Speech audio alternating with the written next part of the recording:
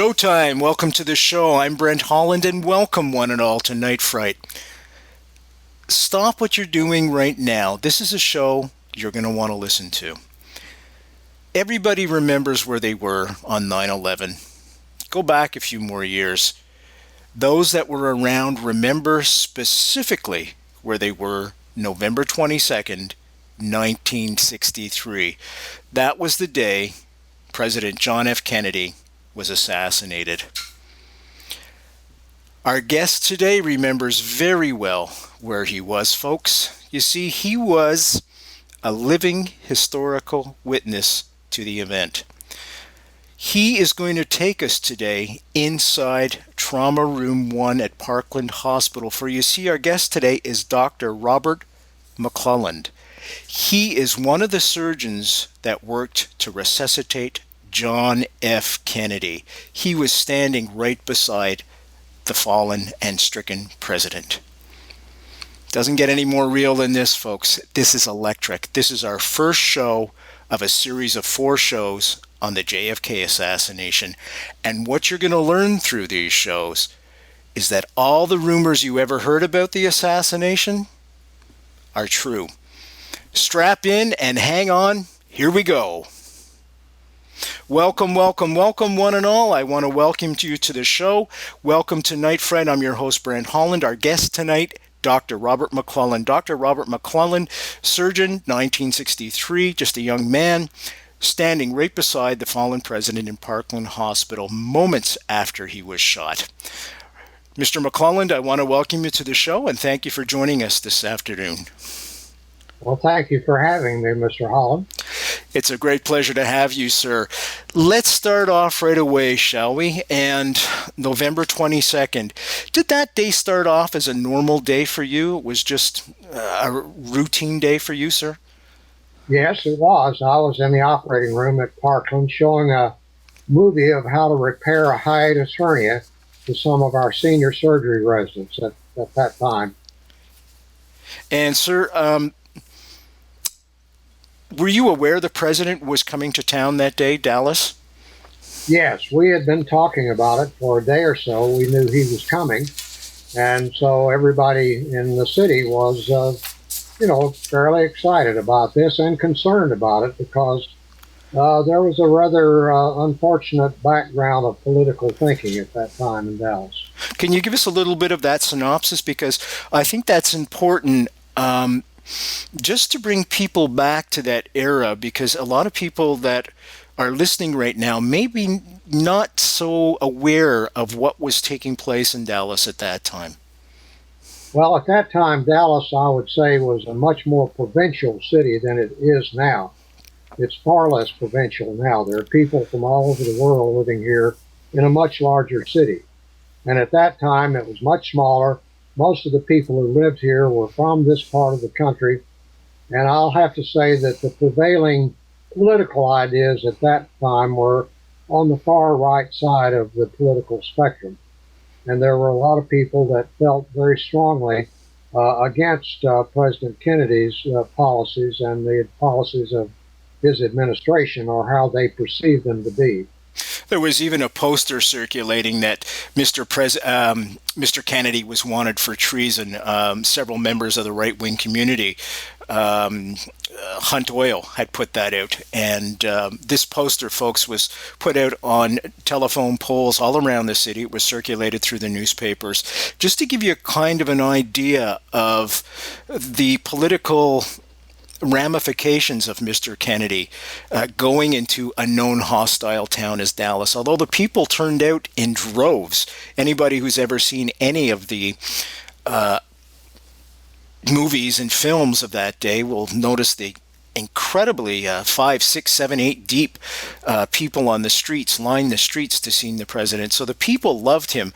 It was the right-wing community there, and mostly the oil money, that was kind of against them. Our guest today is living history. Stop what you're doing right now. Get the coffee going, get the tea going, get a hot chocolate going. Focus on this show, folks. Living history. It just simply doesn't get any more real than this. Our guest today, Dr. Robert McClelland, was right beside President Kennedy when he was wheeled into Trauma Room 1. He pulled out all the stops with other doctors to try and resuscitate the stricken president. He was alive. Mr. Kennedy was alive when he first came in. We're going to be getting to that in just a few seconds. Can we continue, sir? You were giving this seminar on hiatus hernias, and I know all about them as I have one. Can you tell us, how did you find out that there may indeed be an emergency with the president, that he was indeed being rushed to Parkland? Right. Well, I heard a knock on the door of the conference room where I was showing this training film, and I went to the door and looked out, and standing there was Dr. Charles Crenshaw, who was one of our senior surgery residents. And he said, Dr. Mack, could you step outside here? I'd like to tell you something. And so I said I would, and I went in and shut off the movie projector, and stepped out. And he said they just called the emergency room and said that President Kennedy had been shot during the midst of his motorcade downtown, and that they're rushing him right now to Parkland Hospital to our emergency room, and they want all of the faculty surgeons to come to the emergency room immediately. So that's what happened, and that's where I first heard about it. What was running through your mind at that point, sir? Any speculation of what kind of wounds the president might have incurred? Was there any mention of that? Not really. I mean, of course, I knew, and nor did Chuck Crenshaw. Chuck is what we call Dr. Crenshaw. Sure. Neither of us knew any of the particulars about it, and so we couldn't speculate about the nature of the wounds. But as we rode down in the elevator, 2 floors down to the emergency room, immediately below the operating room, I said to Chuck, I said, well, you know, we often get these stories called into the emergency room that they're bringing in some horrific accident or problem like that. And it turns out that it's not nearly as bad as it's said to be on the phone. With that, the elevator door came open, and we walked around a little corridor, a corner in a corridor there, out into the big area that we call the pit, which was the center of the emergency room. And it was filled with people in business suits, all wearing hats. Everybody wore a hat back in those days. But there must have been 50 or 60 men like that in this center of the emergency room, something that I've never seen before.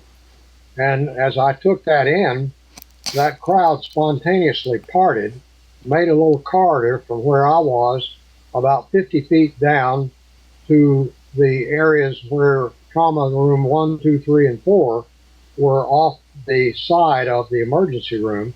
And there, sitting on a folding chair outside of trauma room 1, was Mrs. Kennedy in her bloody clothing. So I knew immediately that this was exactly what they said it was to be.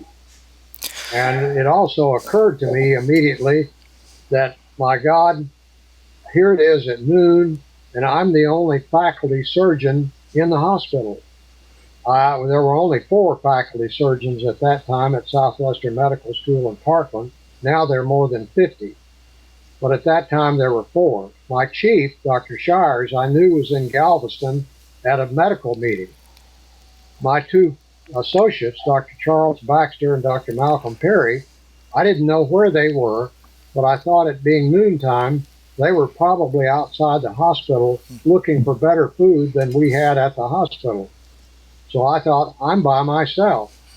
And I'm the senior, quote unquote, I was 34 years old, faculty surgeon. So I literally had to force myself to walk down there toward trauma room 1 to where Mrs. Kennedy was sitting. Folks, our guest today, Dr. Robert McClelland, was one of the emergency room doctors in Trauma Room 1, Parkland Hospital, November 22nd, 1963. That was the day President Kennedy was assassinated.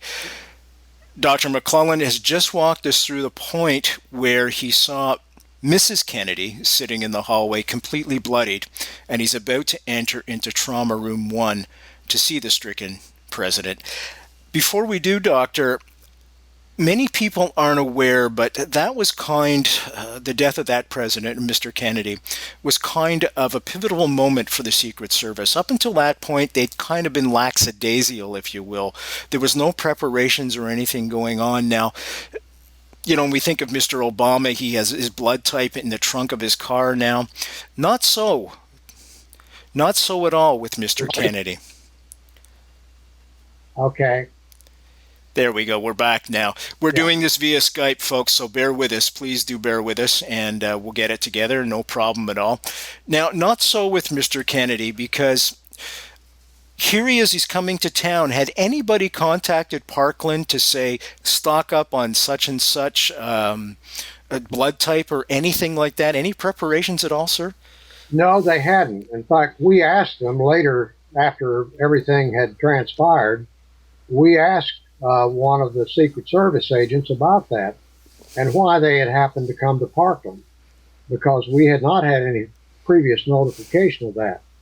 And they said that generally when they went on a trip with the president, they would find out where along the motorcade route the nearest hospital was, particularly looking for a university hospital that was associated with a medical school if possible. So that's why they had identified Parkland, which was associated with Southwestern Medical School, as a point where they would go should the need arise. And unfortunately, of course, the need did arise. Folks, we're speaking with Dr. Robert McClelland today, emergency room surgeon who worked on President Kennedy. He stood right beside him. This is Living History tonight, folks. It doesn't get any more real than this. He is about to take us. He's about to open that door and bring us as a first-person witness right inside Trauma Room 1. Sir, if you wouldn't mind, can you take us through? I know this must dig up a lot of horrendous memories for you. Can you take us into Trauma Room 1 and guide us through that process that took place that day? Yes. Well, I went to the door of Trauma Room 1, and I was passed through by two Secret Service agents who were standing next to Doris Nelson, the nurse in charge of the emergency room at that time.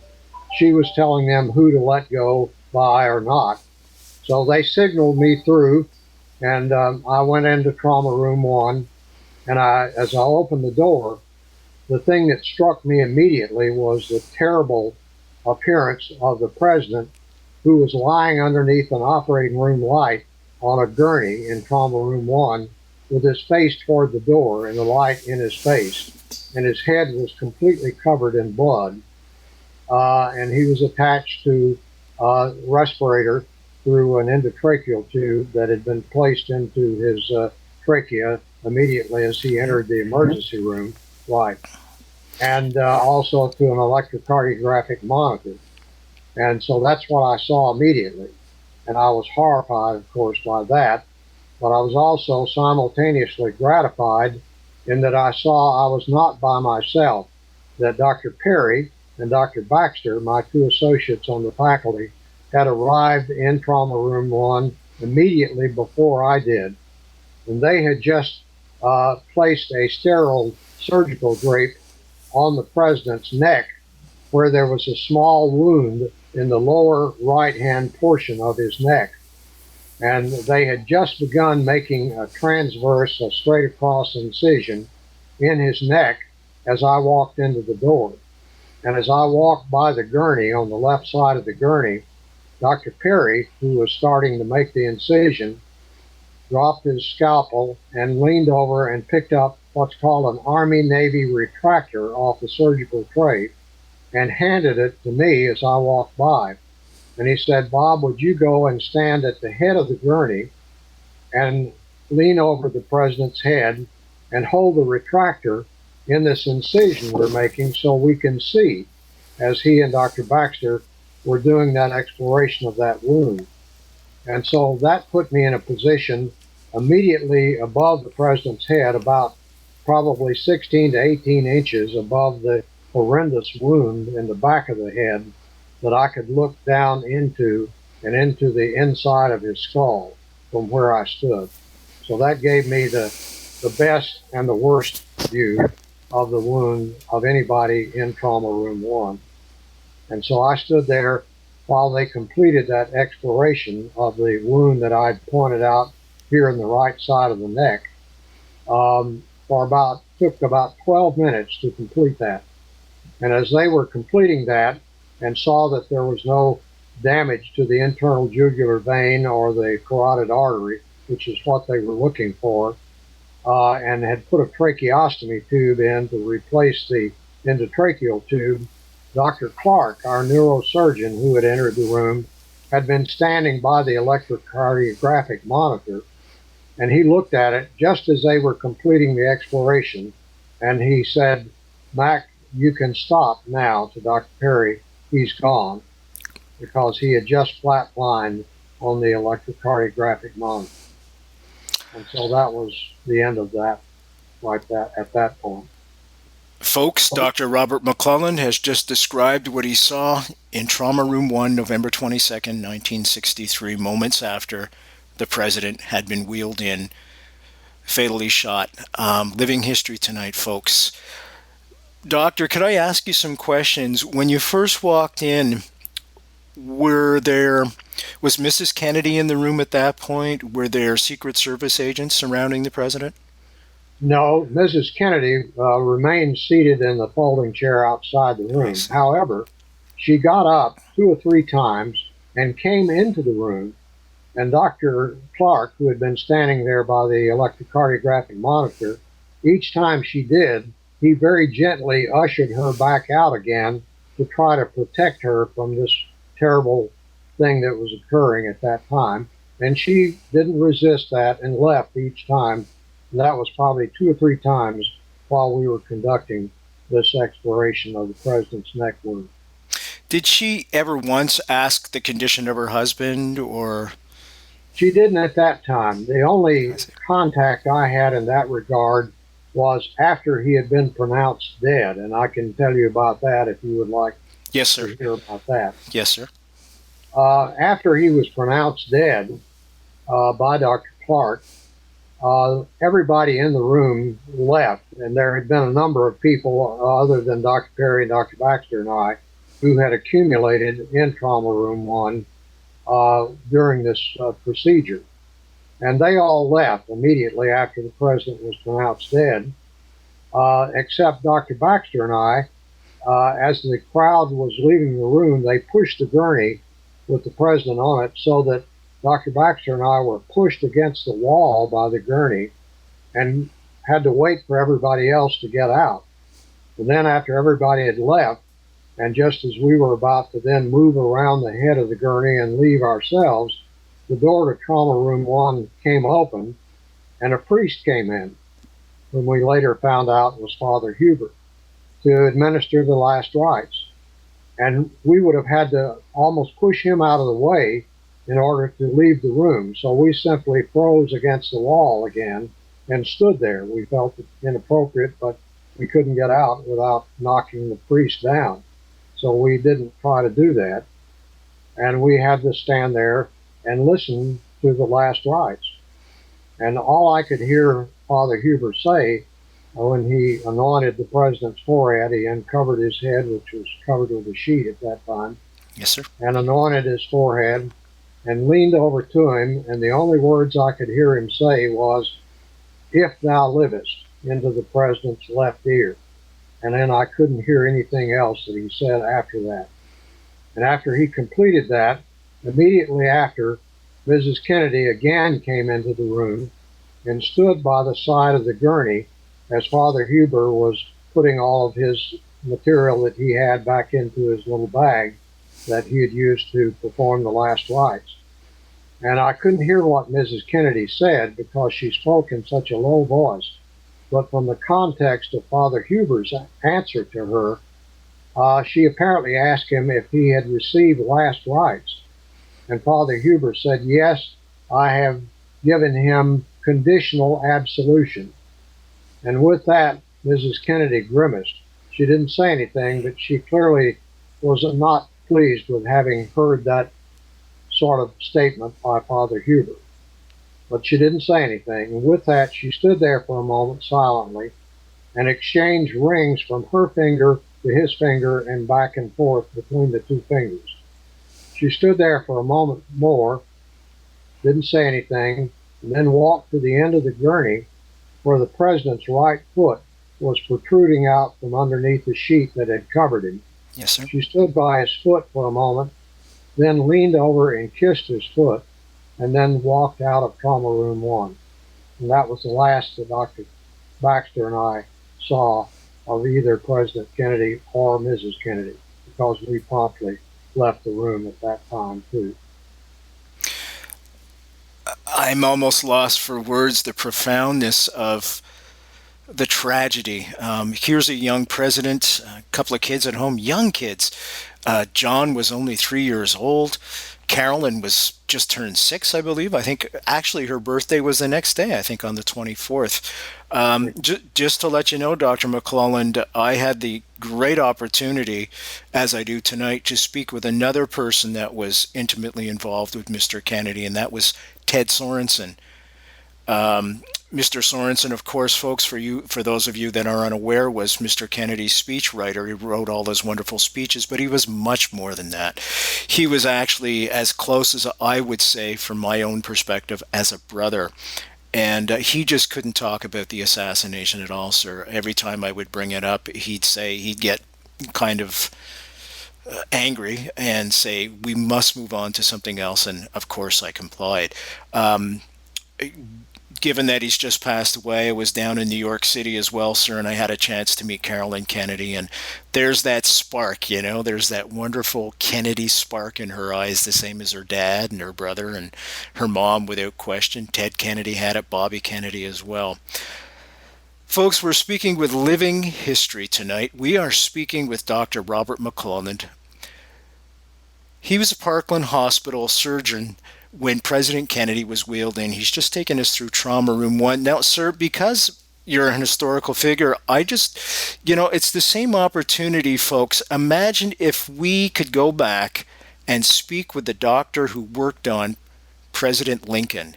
We have that opportunity tonight, and Mr. McClelland is being so gracious to spend this time with us tonight. I want to ask him a few more questions. Was Mr. Kennedy clothed when he came in? Could you see the bloodstains on his shirt, his jacket at all, sir? No, when I entered the room, I see. He had been cut out of his clothing by the nurses immediately. That's a standard practice for any injured patient, so that you can see the entire body and be certain that you see where all the injuries are. So that's standard practice, to cut any patient who's been injured out of their clothes using bandage scissors. You just rip up the clothing and take them out. So he was unclothed when I saw him, as all trauma patients would be. Sir, can you also walk us around the gurney that Mr. Kennedy was on and tell us where you were standing and the other doctors as well?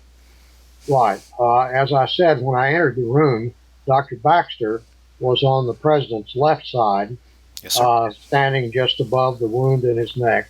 And Dr. Perry, who was the operating surgeon, was on the president's right side and had just placed this surgical drape on the president's neck, and they had begun the incision. So they were on each side of the president at that point. And Dr. Perry handed me a retractor and asked me to go stand at the head of the gurney immediately above the president's head and hold a retractor, lean over and hold a retractor in the upper edge of the wound that they were making to explore this injury in his neck. So that put us all in a little group of 3 right around the president's head and upper body. Now, sir, Mr. Kennedy was alive, physically alive, I should reiterate. When you walked into the room, could you actually see his chest going up and down, or was it just by the machines that you knew he was still alive? No, he was just they breathed for him. I see. Dr. Jenkins, our anesthesiology professor, was sitting on a stool right beside me at the head of the gurney, and I was standing up next to Dr. Jenkins, and he was working an anesthesia machine and squeezing the bag to breathe for the president. So that was moving his chest up and down. But he had excellent cardiac activity on the electrocardiographic monitor. So he was, as you said, he was alive, even though he had sustained an absolutely fatal brain injury. Sir, was the president's doctor in the room? Jesus, name escapes me. Doctor. I can't think of his name. Was he in the room that you can remember? He came into the room in the midst of what we were doing, and wanted to hand a vial of adrenal cortical hormone to inject into the president. And so he was told by somebody in the room that Dr. Carrico, who had intubated his trachea as soon as he had entered the emergency room, had been aware of the fact that the president had adrenal insufficiency and had injected him already with Solucortef, which is the name of the adrenal hormone that he had used to give to the president. Sir, could we talk about the wound to his head at this point? Now, actually, just before we do that, when you first noticed the wound in his throat, there's speculation that many people thought it was an entrance wound. Do you fall into that camp as well, or? Well, actually, I didn't really see that wound because it was covered with a surgical drape. Right. But Dr. Perry and Dr. Baxter had, and so they described it to me, and it was a very small, about 1/4 of an inch in diameter wound, very clean wound, right where I'm pointing my finger, the right side of my neck, just above the collarbone, and right next to the windpipe in this area. I see. And we initially, in fact, Dr. Perry said that evening in the first interview that he gave, that he thought, knowing nothing about the particulars at that time of DEALEY PLAZA, that he thought this was an entrance wound. We later were disapprised of that and knew that it was a wound that had been fired and had hit him in the back and had come out the neck. So this was an exit wound rather than an entrance wound. Do you adhere to that thesis, sir? Yes, I do, and that's also based on my viewing of the Zapruder film some years later, as well as other things that I've learned since then. Okay, what are those things, sir? Well, I can probably go into those a little bit more later. Sure. Because there's quite a train of other things down through the years that have led me to think that there was a shooter both from the 6th floor book depository and that shooter, whether it was Oswald or someone else, I think fired a bullet from that point that hit him in the back and then came out his neck. And then on the Zapruder film, as you see a good many seconds later, after he's already been hit, and you can see on the film that when that first bullet hits him from behind and comes out his neck, that the president's arms and hands move up to his neck like that. Yes, sir. And it's obvious that something has happened at that time. And then several seconds later, he disappears behind a sign along the edge of Elm Street on the Zapruder film. And 2 or 3 seconds after being behind that sign, he comes out from behind the sign, and a second or two later, Mrs. Kennedy at this point is leaning over to him. He still has his arms up to his neck, and she's concerned that something has obviously happened. And just as she is doing that, all of a sudden, the president's head literally explodes, and he's thrown violently backward and to the left. So that was clearly an absolutely different shot from a different position, namely from the picket fence on the Grassy Knoll, is where that bullet came from that hit him somewhere probably around the hairline, although we didn't see anything there because his head was covered in blood, and we didn't see anything, but we saw this huge hole where I'm pointing in the back of his head that blew out probably a circular hole that was something like maybe 5 inches in diameter and blew out most of the back part of his brain so that I could look down into the empty part of his skull there. When you were in trauma room 1. Yeah, sir, when you looked down into the back of his brain, was there any brain left at all? In other words, was it inevitable that he was about to pass away? Yes, it was inevitable. because there was nothing. I could look into the empty skull there. There was nothing there. And as I stood there, in fact, the right half of his cerebellum fell out through the wound onto the gurney in front of me there. And there was some argument later between me and Dr. Jenkins and other people involved as to whether this was cerebellum or cerebrum. That's a significant point, I think, because if it's cerebellum, it means that the wound in the back of the head was farther back than some people have said, who have indicated that maybe it was in the back of the head, but in sort of the front part of the back of the head, whereby it would be unlikely that cerebellum would come out. Well, the cerebrum was gone, that is the front part of the brain, but the cerebellum was the only thing that was left, and that's what I saw clearly to be cerebellum.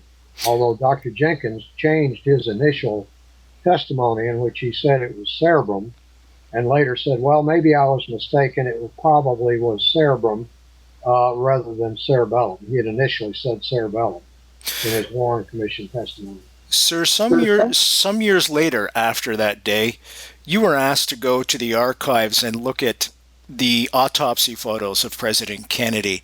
Was there any discrepancies in the autopsy photos you saw and what you saw that day in Trauma Room 1?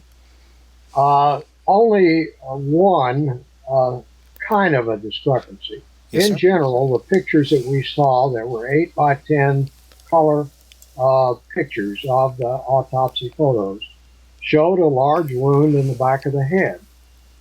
But in one of the photos, they were, what I thought, pulling a flap of scalp up over this wound in order to show a wound in the back of the head, which we had not seen any other wound except this large gaping wound. I was later told by someone that, well, this was not a flap of scalp being pulled up on the back of the head. This was just the way the back of the head looked. And I, said to whoever I was talking to, no, that's not the way it looked, because there was a huge hole where that, what I thought was a flap of scalp being pulled up over that hole. So that was the only sort of inconsistent statement in that regard. Were there any other discrepancies over the years that kind of gave you a red flag to say, well, that's not quite accurate, that's not right? Not in regard to the postmortem or to those pictures. But as I said, the main thing that made me think the shot came from the Grassy Knoll was what I just described about the two shots, one from the book depository window, and then the second one, many seconds later, from a different angle that hit him in the front and caused this huge wound in the back of his head. That's what mainly gave me my concept of what happened. I just want to ask you one more question about President Kennedy, and that is, again, with the front, the throat wound, I should say. Many people thought he was hit from the front as well, but you think, indeed, he was hit in the back and it went through and came out his throat. Now, Right. one of the arguments against that, of course, as I'm sure you're aware of, is the angle where the bullet went into his back was below where it came out in his throat. Do you follow that thesis at all, or I guess you dispute it? Confusing, and it has been disputed. Mm-hmm. And one of the things that we, first of all, did not see the bullet wound in his back in Trauma Room 1. Understood. The next day, I was in the office with Dr. Perry. We had an office together at the medical school. About 10 o'clock Saturday morning, Dr. Perry got a call from Dr. Boswell, one of the pathologists at the Naval Medical Hospital, who had done the postmortem on President Kennedy. And he wanted to ask Dr. Perry some questions about the exploration wound in the neck. And then he also asked Dr. Perry, and I could see what was being said or hear what was being said, not by hearing Dr. Boswell, but by hearing Dr. Perry's response and answer to his question. But Dr. Boswell apparently asked Dr. Perry, did we know that there was a wound in the president's back? And I heard Dr. Perry reply that no, we didn't, because we didn't think it was appropriate to do any further examination of the president after he had been pronounced dead. So we didn't turn him over and look at his back. Well, sure. And Dr. Boswell said, well, there was a wound in his back. And he said it was high in the back, sort of in the middle, but over toward the right. But he didn't specify exactly to us or to Dr. Perry where that bullet was exactly as far as the height of the bullet. Now, some people have suggested that the president's coat, which had a bullet hole in it, had been sort of hiked up farther on his neck, you know, like your coat that pulls up sometime when you're sitting down. Yeah. And that made the bullet hole appear lower in the coat than it actually was in his back. So while I can't say from my own seeing anything, I do know where this bullet was in the front of his neck from what Dr. Perry told me. It was right here. And then I do also know from the Zapruder film that the president put his hands up to this hole, and that was when the first bullet hit him, most likely from the back, from the picket, you know, from the book depository window, or from one of the windows in one of the buildings around there. From upwards and behind. Upwards, and what the exact angle was, I don't really know. Fair enough, sir. Sir, there was another story, too, I wanted to get on tape as well. By the way, folks, our guest today, Dr. Robert McClelland. We are talking about the JFK assassination, living history tonight, folks. I am so honored to have this gentleman on our show. I can't tell you, just profound living history. Dr. Robert McClelland, of course, was the surgeon, one of the surgeons, Trauma Room 1 that day, Parkland Hospital, Dallas, Texas, that worked on President Kennedy, trying to resuscitate the fatally wounded president. Mrs. Kennedy apparently came into the room with something in her fist. Do you know that story, sir? Could you tell us that one, please? Yes, Dr. Jenkins told me about that. I didn't see that, but just before I came into the room, and after Dr. Jenkins had seated himself there by the anesthesia machine, Mrs. Kennedy came in. She said, and Dr. Jenkins told me this right after we had finished what we were doing in Trauma Room 1, and he said she was holding a large portion of the president's brain, and again, it was cerebrum, and handed it to Dr. Jenkins, and just walked out after that, after she had handed that large portion of brain, the president, to Dr. Jenkins. I was reading, sir, in another book that apparently she had said something to the effect of, will this help? In other words, trying to stick it, you know, of course, when she was in the back of the car, apparently it's written that she was trying to hold his brains in. And when she ran to the back of the car, you see her jump out on the Zapruder film. She jumps out of the back of the car, and apparently she's reaching for a piece of his, just horrible, unbelievable insanity that day. Sir, I want to talk now about Lee Harvey Oswald, because you were instrumental in working on him as well. And folks, if you are unaware of Lee Harvey Oswald, he was the purported assassin of President Kennedy. He was arrested approximately an hour after the assassination. We'll get into that in further shows in this special 4-part series. 3 days later, President Kennedy was assassinated on the Friday, November 22nd. Saturday, Sunday morning, a fellow by the name of Jack Ruby shot Lee Harvey Oswald when he was being transferred from the sheriff's office to the county jail, if I'm not mistaken. I think that was the scenario. In the basement of the sheriff's office, as he was being brought out, this fellow by the name of Jack Ruby lunged forward with a pistol and shot him once in the stomach.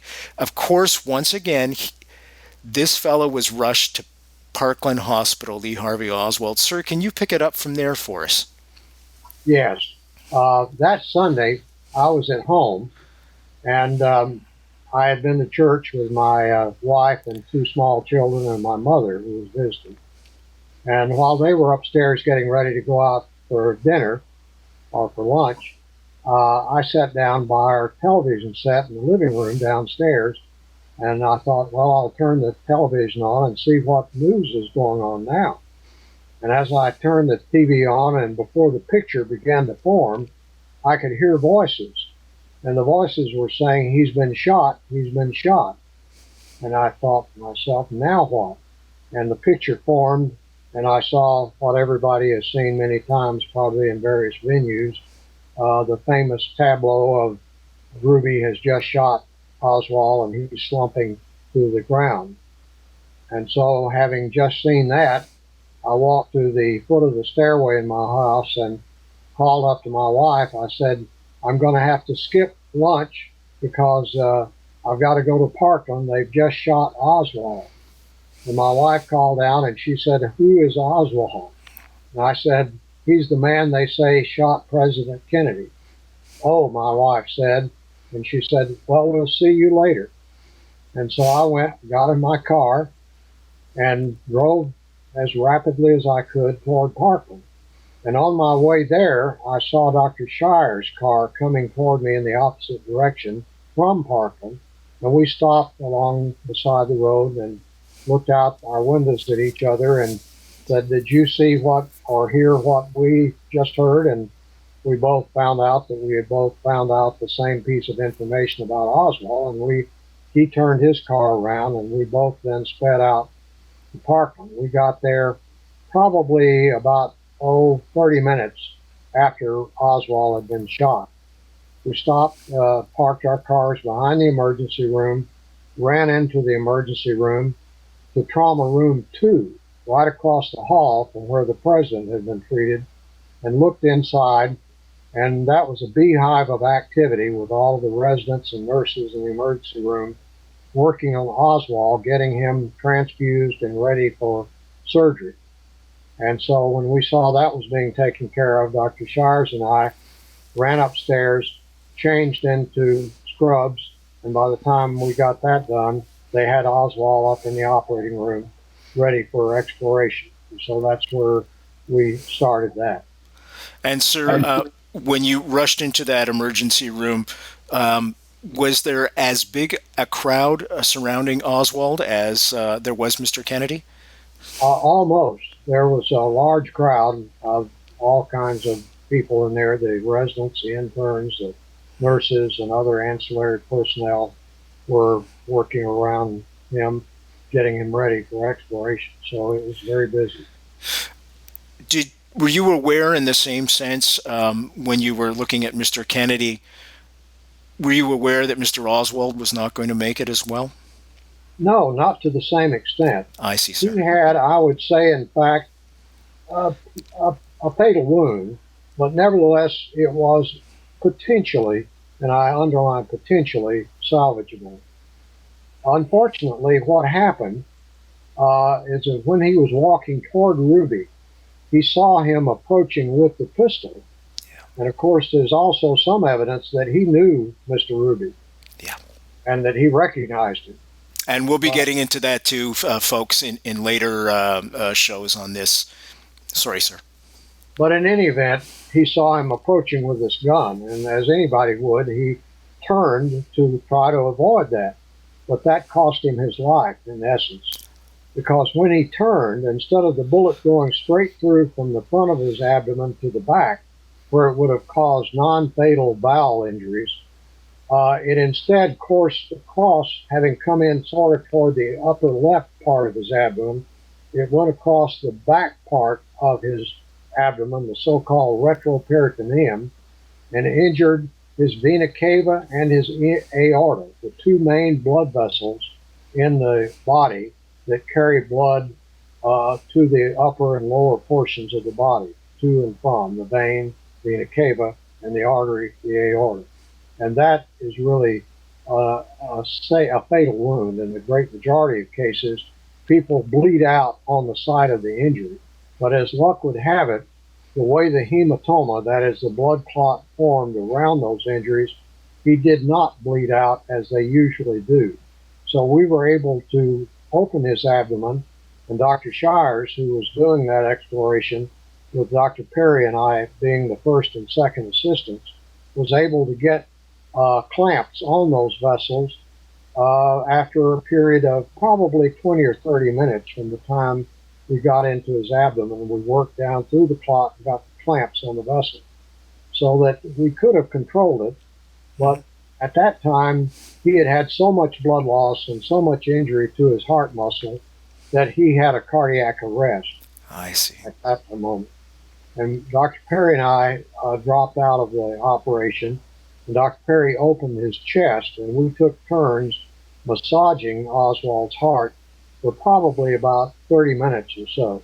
And initially, it looked like maybe it was going to come back and begin beating again, but it stopped again, and then it got flabbier and flabbier until finally we gave up, and he was pronounced dead.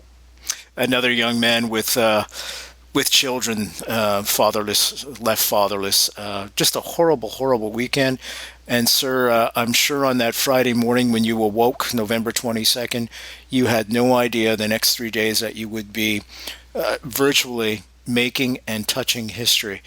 Dr. Robert McClelland, folks, is our guest tonight, surgery room doctor at Parkland Hospital. He has told us about trying to resuscitate the stricken president, Prime Minister, isn't that funny? President John F. Kennedy, and also a few days later trying to resuscitate the purported assassin, Lee Harvey Oswald, right there at Parkland Hospital.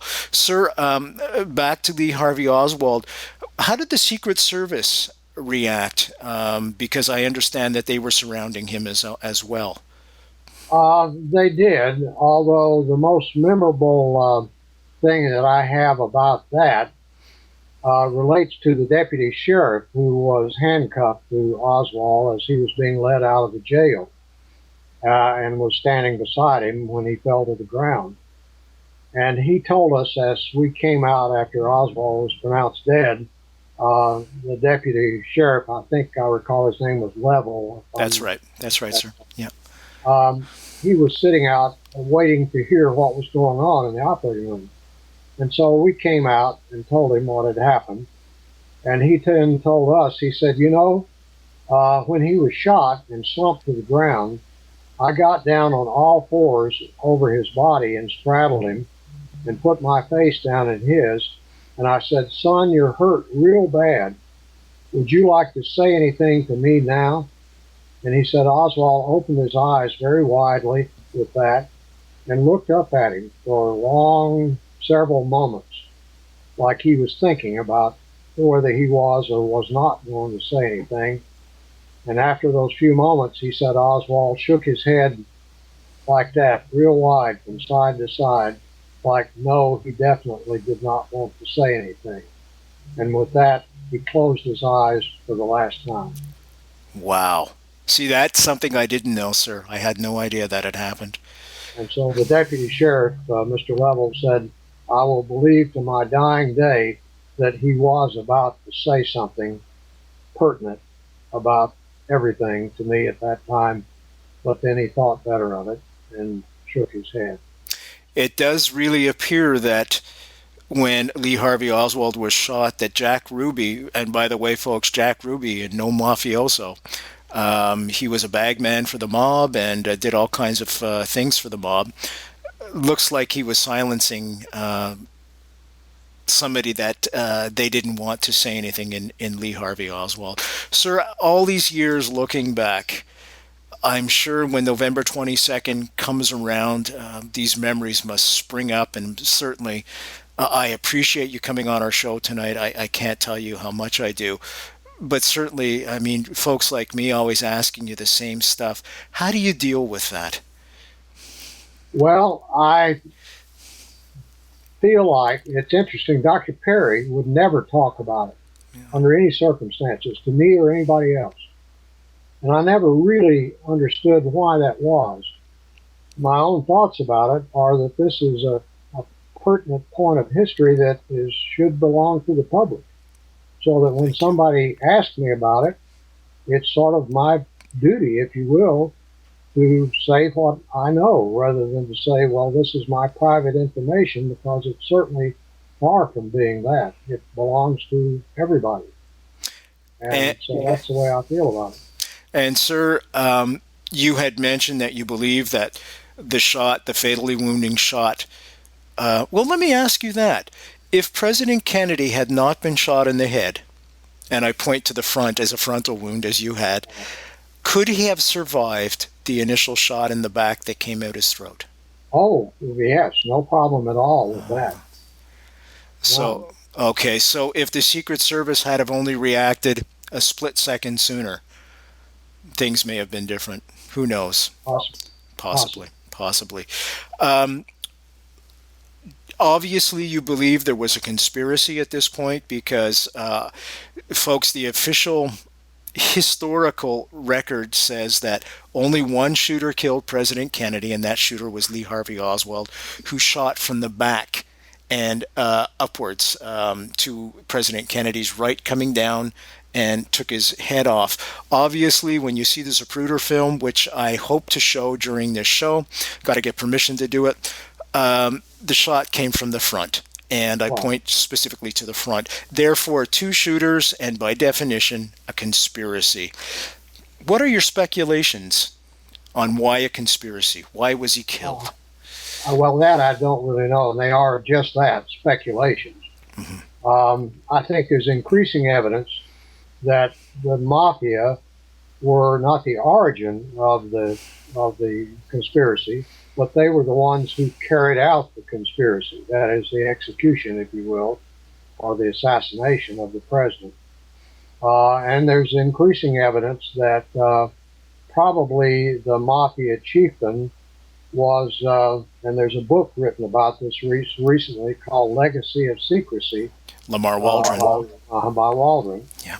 And there's a lot of evidence mentioned in that book, much of which is from the National Archives in Washington, that Carlos Marcello, who was the head of the mafia in New Orleans at that time, was the instigator and the person who got the assassins hired, who were behind the picket fence, and probably also Oswald in the book depository, or whoever was there. And so that's probably the people who carried out the execution.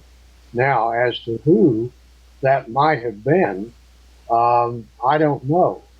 Just 2 days ago, though, I was told about a book that has been written by Billy Saul Estes. As you may recall reading about him, and I had thought he was dead, but actually he's still alive at the age of 86, somewhere in a little town in West Texas, and he has written a book about his time, with Lyndon Johnson and with people in Washington and whatnot. And according to what I was told about this book, and I ordered it from Amazon, so I haven't seen it yet. It should be getting here any day now. Yes, sir.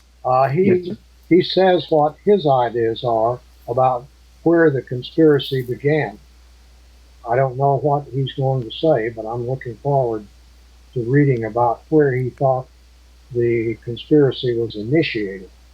And folks, just to let you know, Billy Saul Estes worked very closely with Lyndon Johnson, who of course was the vice president who took over the reins of power once President Kennedy was assassinated.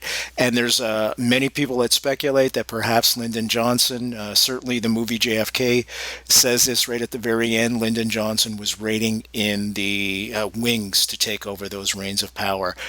I don't adhere to that particular.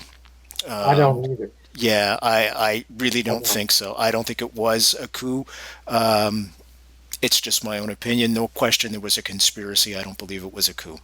We're going to have to start to wrap up now, sir, but I want to thank you so much for taking the time out and being such a patriot to tell this story. As I said before, if the world had a chance to speak to the doctor who worked on President Lincoln, what a wonderful archive of historical fact that would be. And sir, you've just graced us with that, and I do appreciate it profoundly. How old are you now, sir? Because you look like you're, I would say, 51, 52. You're flattering very much. I will be in November 82 years old. Get out. You see what good living does, folks? You see that? He's a doctor. He knows how to take care of himself, because you don't look that at all. Yeah. You're very kind. It was a pleasure speaking with you, sir, and all the very best to you and yours in the future. I look forward to having you back on the show. Anytime you want to come on, you are more than welcome. Thank you so Well, much. you've been very kind, and I appreciate getting to speak with you and be with you. Thank you very much. Folks, Dr. Robert McClelland, emergency room physician who worked on President Kennedy and Lee Harvey Oswald Parkland Hospital, November 22nd and November 24th, 1963. I'm Brent Holland. You've been listening to Night Fright and watching Night Fright. See you next time.